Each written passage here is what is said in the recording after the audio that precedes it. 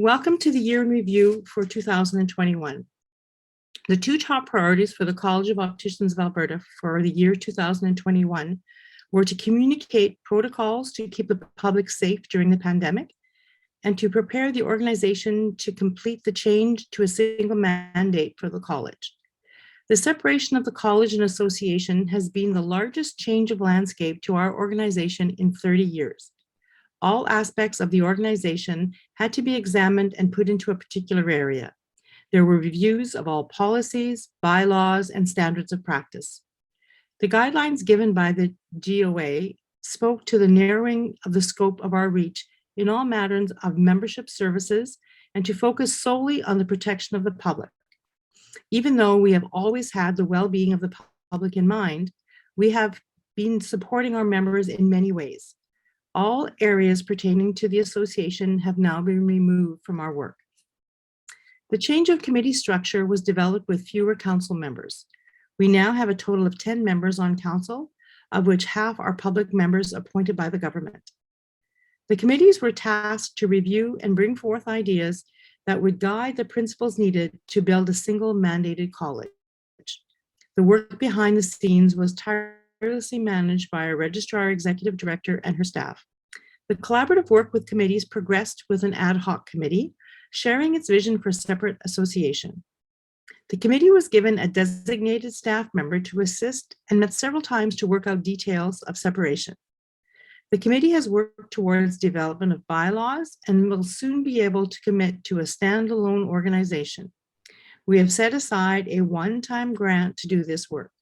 We were not the only organization to have to do this, and this was a mandated change for all dual mandated colleges in the province brought with the passing of Bill 46 by the government. On January 1st, 2022, we launched as the College of Opticians. We now see the registered opticians referred to as registrants as one of the small changes in language. We continue on to 2022 to finalize this separation. As the pandemic continued, the staff continued to work from home or stagger their schedules to keep social distancing. The registrants were kept abreast of the public health orders and we could share under the authority of our standards of practice.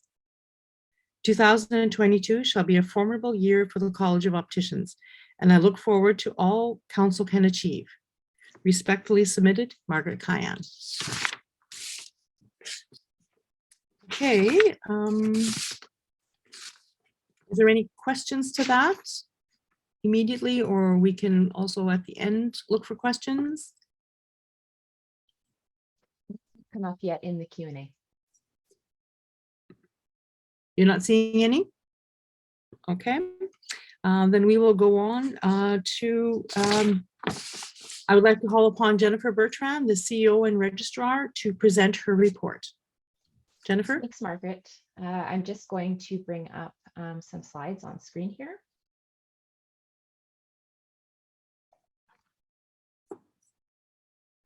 And hopefully everyone can now see the operational report slide. Is that coming through for everyone? Fantastic. Yes. Okay. So Margaret's already touched on some of the things that occupied our time throughout 2021. The largest, of course, being the separation of the college and association as required under Bill 46. I would like to say that I'm very grateful to have worked with a really exceptional council and staff team during this period. A lot of change happening rapidly, and it was really nice to work with a group of people who approach those challenges with open minds and flexibility and commitment to making the organization the best that we can make it. So in terms of the separation process, I'm just touching on some highlights here from 2021. So we did relaunch as a single mandate regulatory body on January 1st, 2022. And leading up to that relaunch required a number of key activities. So we first completed a full organizational review so that we could prepare an association divestment plan for the Minister of Health. Margaret touched on some of those elements. So it included things like taking a look at committee structure, staffing structure, all of the pieces that go into running a successful organization. A steering committee was established to explore development of a new association for opticians. And we did, as Margaret mentioned, provide initial support for that process. And they are very close to being able to launch as an independent organization. So that's very exciting. We've dissolved the organization's society registration. We will now be, as a regulatory college, registered only under the Health Professions Act of Alberta. And we also prepared new bylaws in relation to that change. And those bylaws were based on a template prepared by Field Law for all of the health colleges.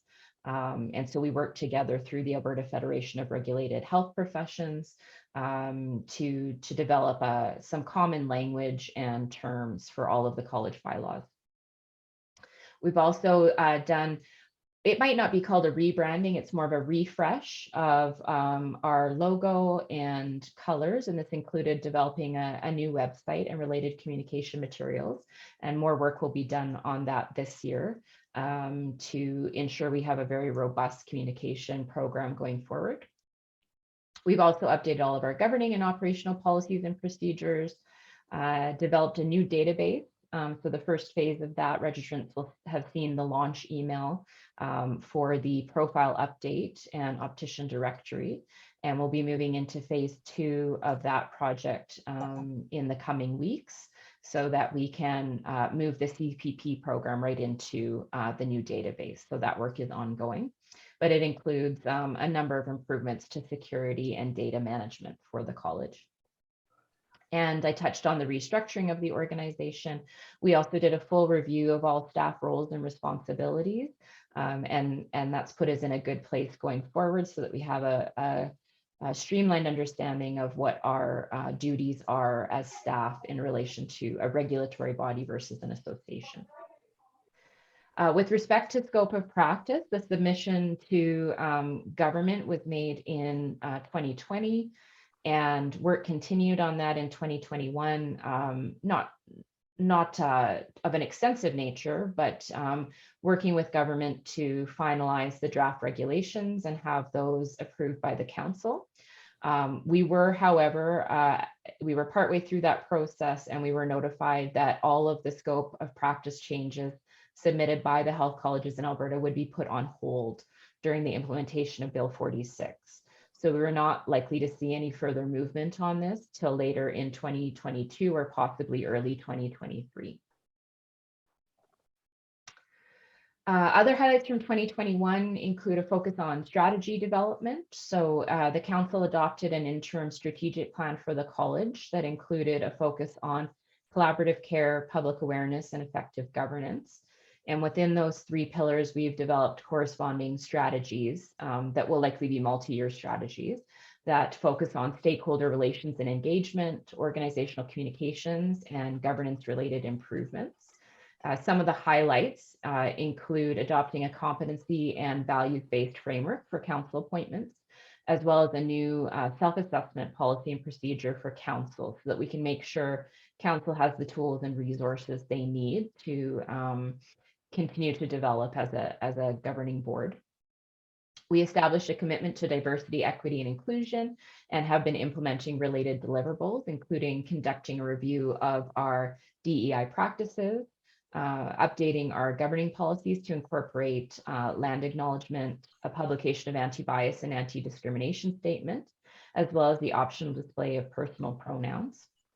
And we've also adopted related training for staff and volunteers to focus on continuous learning with respect to equity and diversity. We've been enhancing the organizational infrastructure, including conducting a privacy audit and gap analysis, developing a business continuity plan, enhancing our security, which I mentioned already with the database, but that also includes transitioning to a fully cloud-based IT framework, and that work continues this year. We've also been developing stakeholder, government relations, media, public relations, and communications policies, procedures, and plans. And last but not least, we've been evaluating all of the policies and procedures for the organization in the context of risk assessment and right touch regulation. And that work also continues in 2022.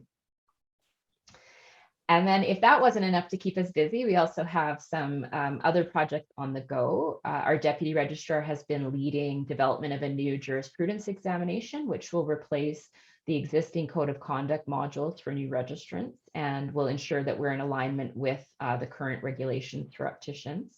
And we're on target to launch the exam this year. So that exam will be in place for new registrants joining the organization. We also updated the professional practice, eyeglass and low vision, contact lens, and refraction competency assessments that we use as part of the continuing competence program. So those have all been updated to the 4th edition of the National Competencies for Canadian Opticians. And as we move the CPP into the new database, it will be updated to include these new competencies. So all of that will be fully up to date going forward.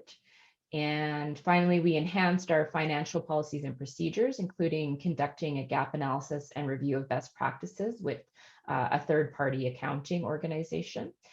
We adopted a new budget planning framework, and we've been continuing to build our operating reserves.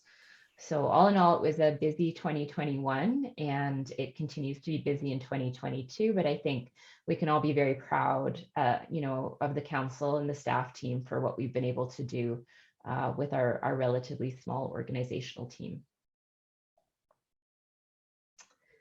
I haven't seen any questions come in yet, so I'll just keep going. Maybe Christy can let me know if any do come in and I can pause. Our Deputy Registrar and Complaints Director, Julie Throws-Zachel, is not here today, so I'm presenting her conduct report on her behalf. Julie has had a busy time of it with complaints. We have continued to see complaints increase over the last couple of years.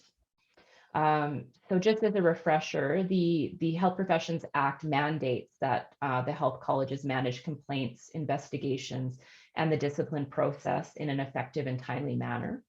To ensure easy access and transparency, our website includes a dedicated area where you can navigate through the COA complaint process. And we've also added information on past complaints so you can see the results of those disciplinary processes. We also do receive inquiries. When an inquiry does not meet the requirements of a formal complaint, the complaint director will still endeavor to respond and resolve the issues brought forward by members of the public, registrants, and other healthcare practitioners. We do typically receive a few inquiries through the year, and most of them are handled by answering questions, clarifying regulations, legislation, or standards, or contacting the registrant involved to mediate a solution to the situation. In other cases, the complaint may be redirected to another regulatory college if that's the appropriate avenue for resolution. In 2021, we handled 2 inquiries which did not meet the requirements of a formal complaint. In terms of complaint trends, in 2021, we received 12 new complaints. 4 of those complaints were carried over from 2020. In 2021, 5 complaints were dismissed for insufficient evidence of unprofessional conduct, and 2 were resolved informally through resolution and agreements and undertakings, which is a type of mediation process. At the end of 2021, we had 9 complaints carried over into the current year. Thankfully, we've had no complaints of sexual abuse or sexual misconduct in 2021. And there were no complaints involving incapacity under Section 118 of the Health Professions Act. And last but not least, we had no hearings held in 2021. Although based on a recent complaint update, I do believe we will have a hearing in 2022.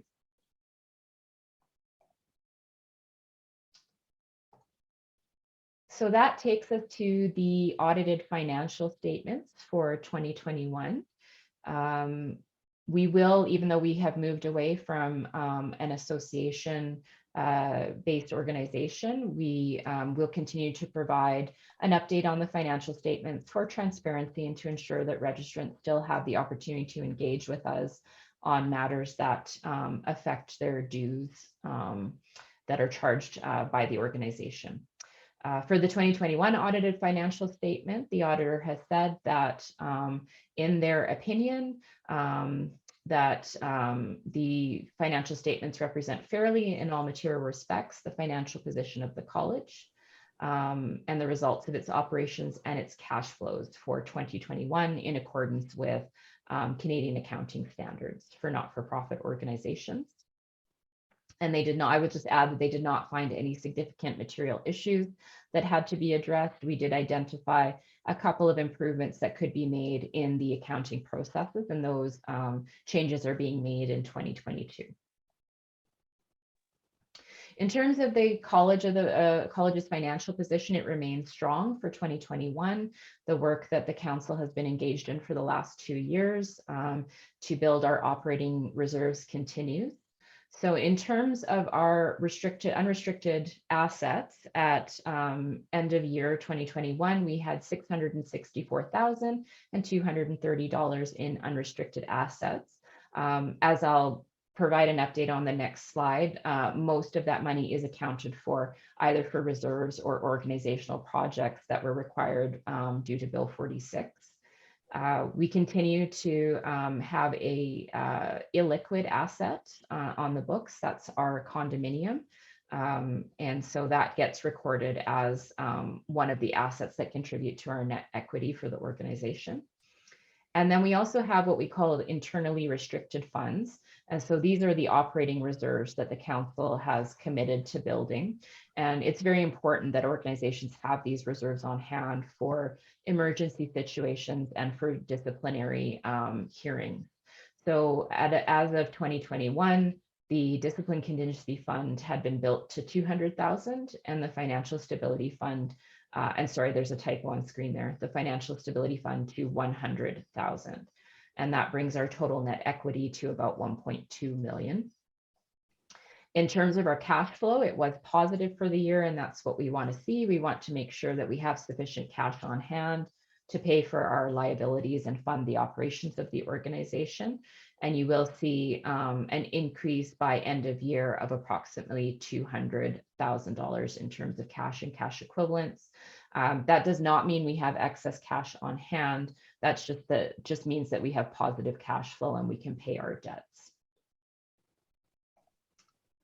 So in terms of how we're using the assets in 2022 and the status of the reserves, the council has approved 85,000 from reserves to be used towards development of the database and to the other related infrastructure projects to update our security and data management.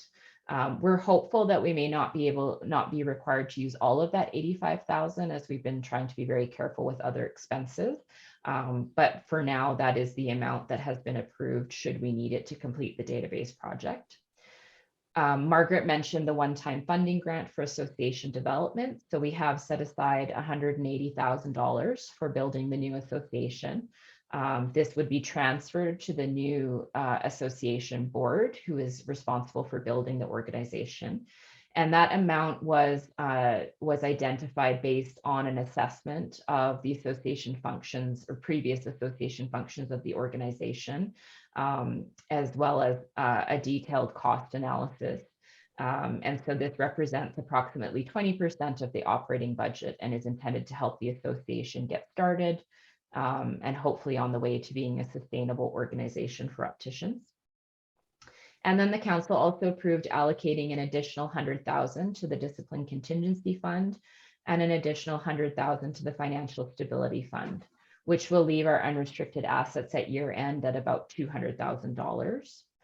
And then just to explain where we're at with those operating reserves, our total of 300,000 by year end that will be allocated to discipline contingency puts us at about 30% of our target. So the auditor has recommended that we target about $1 million. That may seem very high, but the reason is that a single disciplinary hearing of about 1 week could set us back $250,000. And that does happen for other health colleges. So we have a risk there that we need to address by bolstering that reserve fund. And it is restricted.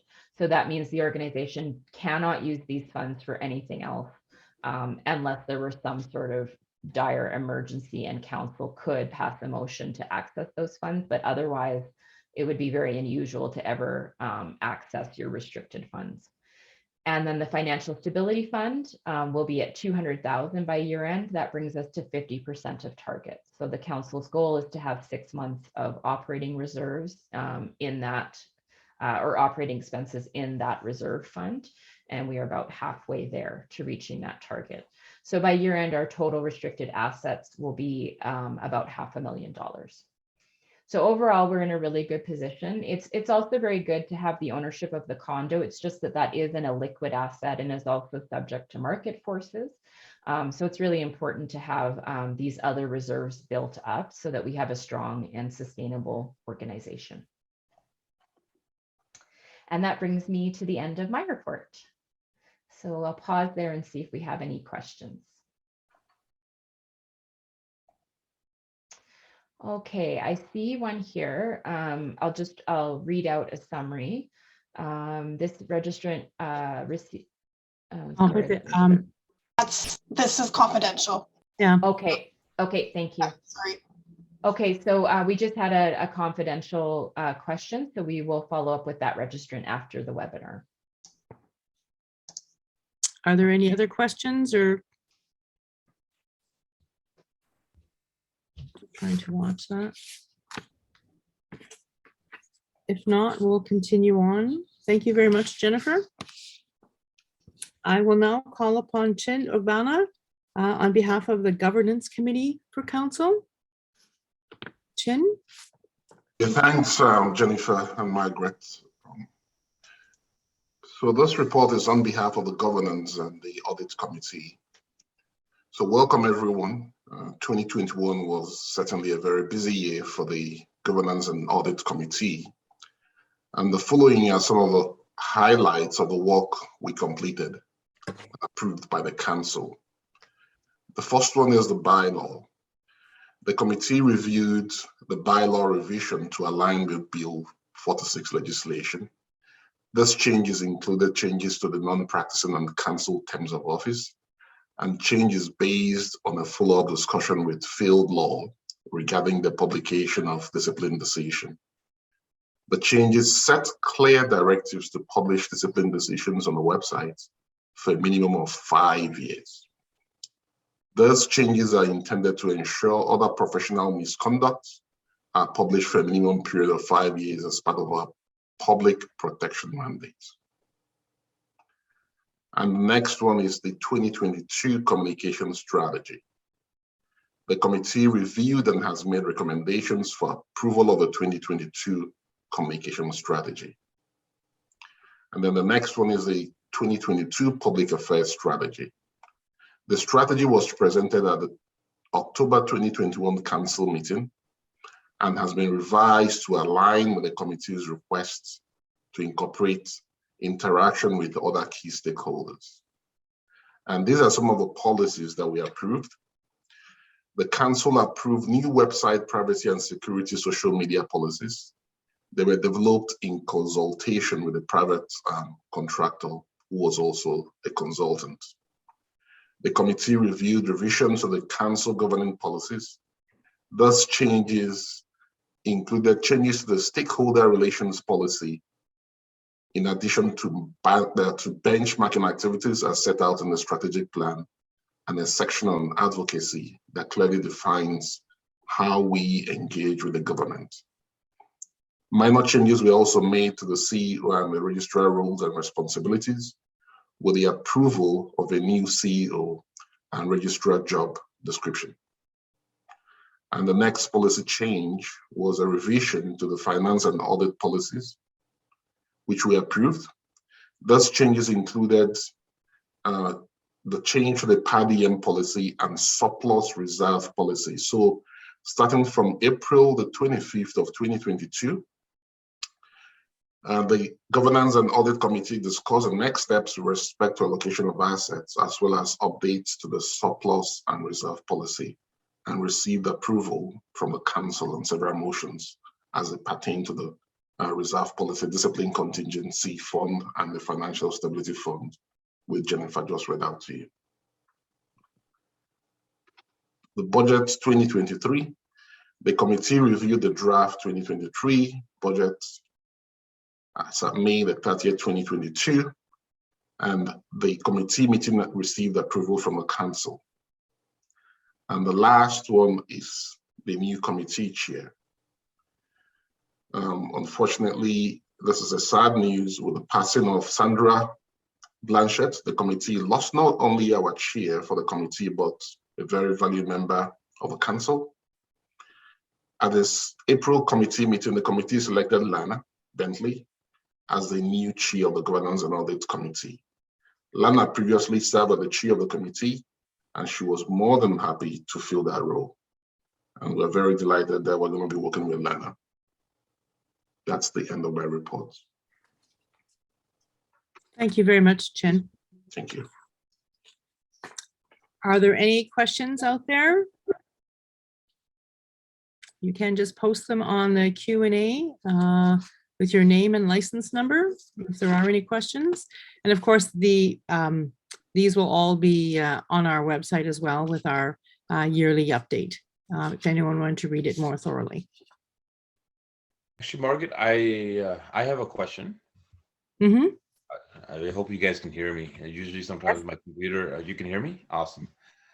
I have a question. My question is this, that, when we're going through the reports and we see the sexual conduct and all that stuff, I know it's involved in our association, but where I work, right, they have businesses there. So what happened, basically, I need an opinion and advice. So when I was leaving work yesterday, what happened was a lady came up to me, and the person that works behind me, he has his own business, right?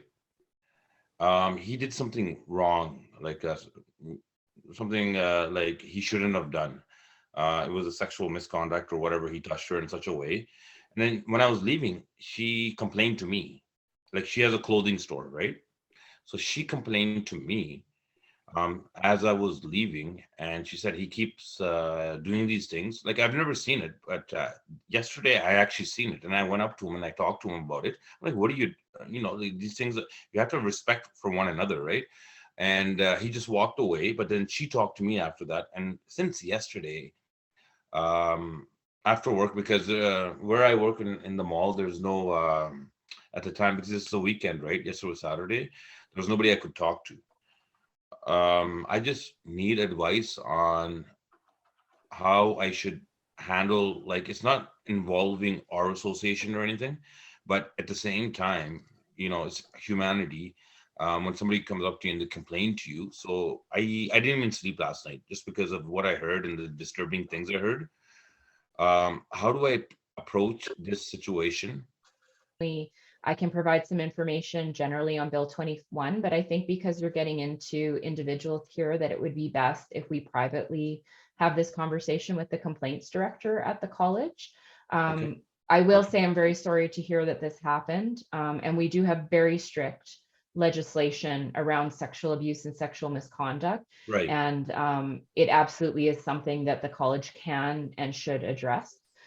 So I would definitely encourage anyone who has witnessed or has directly experienced this type of situation to contact us. And there are very specific steps that we need to take in this type of situation. So even though we're not an association anymore, we do have a process and a legislated process that the college needs to follow. And Right. we can definitely walk you through that. Okay. Yeah. So yes, thank you, Asad. I realize that you want to bring this forward, but I think on a maybe more private situation, that would probably be better. Right. Yeah, so we'll follow up with you right away after this Asad, and we'll talk through the situation. Okay. Okay, thank you. Okay, thank you so much. I will now call upon Udo Hannenbaum to report on behalf of the Registration Competence Committee for the Council. Udo? Good afternoon, everybody. So Christina is the chair of our committee, but she wasn't able to be here today. So on behalf of the Registration and Competence Committee, I will be reading her report. Hello, fellow registrants. Another busy year. As you know, the college and association separation has caused a lot of work for the team at the COA office. as well as at the committee level. Please join me in thanking our hardworking team at the COA. Many of our internal documents have been updated with new terms, new committee structures, and renewed focus on regulations. At the committee level, we have been continuing to bring awareness to our continuing competence program. As of the writing of this report, we have 528 assessments completed, and that's step one, and 317 members with their learning goals in progress. Since the current CCP cycle ends in June 2023, a year from today, leaving us all 1 year to complete the entire program with all 6 SMART learning goals satisfactorily completed. I would urge you all, urge all of you to work on this very important professional growth initiative. As opticians, it is our duty and our privilege to grow our skill set. This is about identifying what might have let slip over the last years of employment. But more importantly, it is about increasing our own abilities. Not only are there always new products, new materials, or new fashion trends to discover, but we can also grow our skills in supporting our low vision patients, our contact lens fitting skills, deepening our understanding of refracting, or visit a local lens lab to understand the reality of the environment. Challenges and how to overcome them. Sorry about that.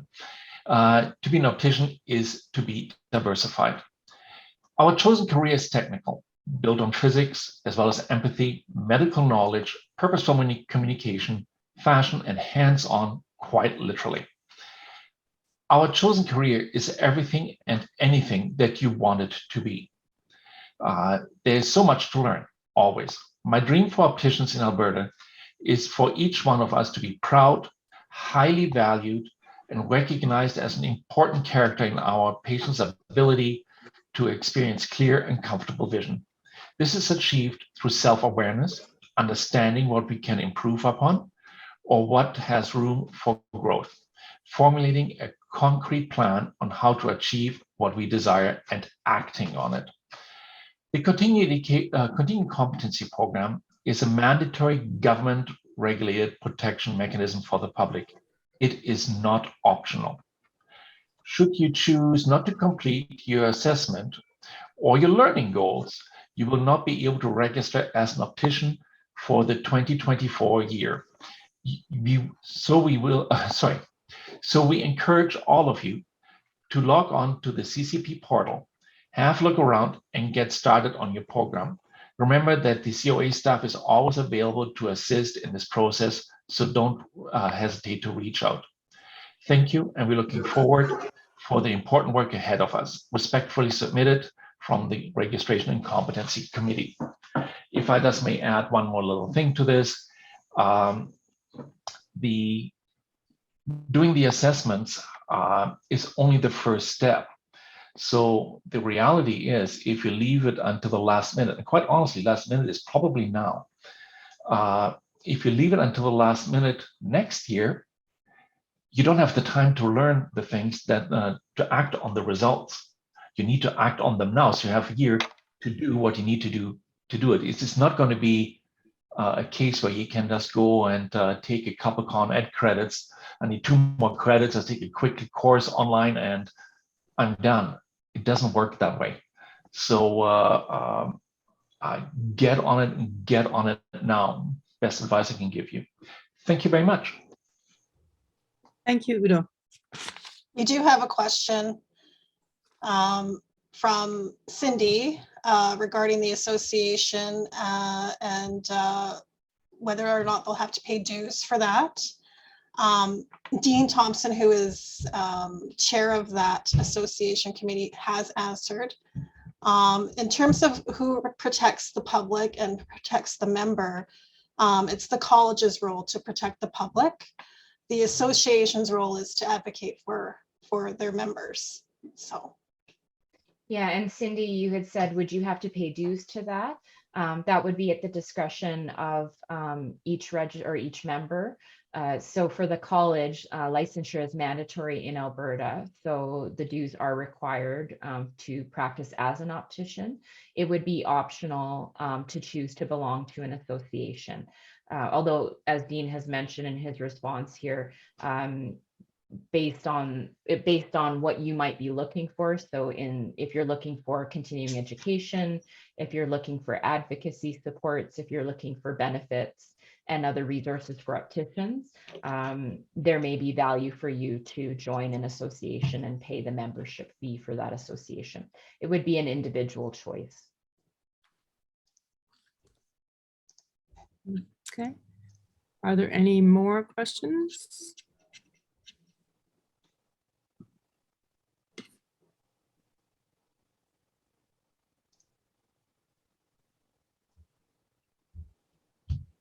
Cindy says thank you.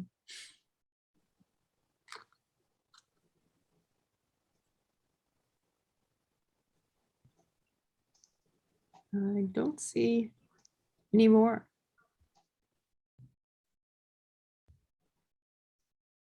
Are there any more, Christy? No?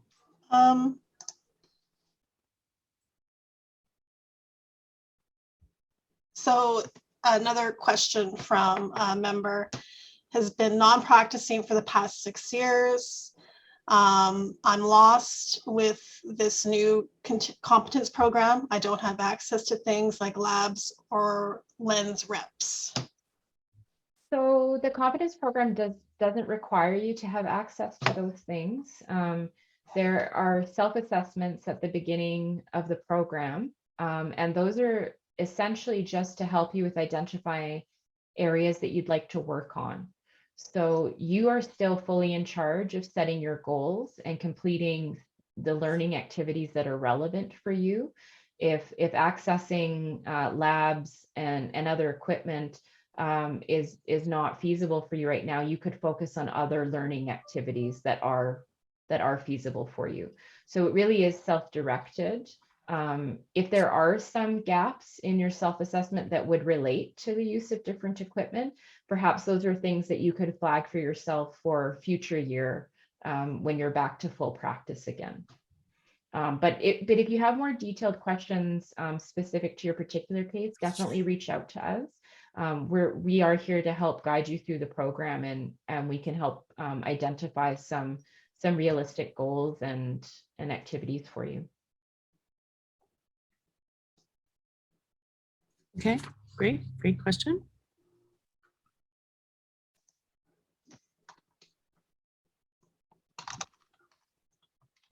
No further questions right now.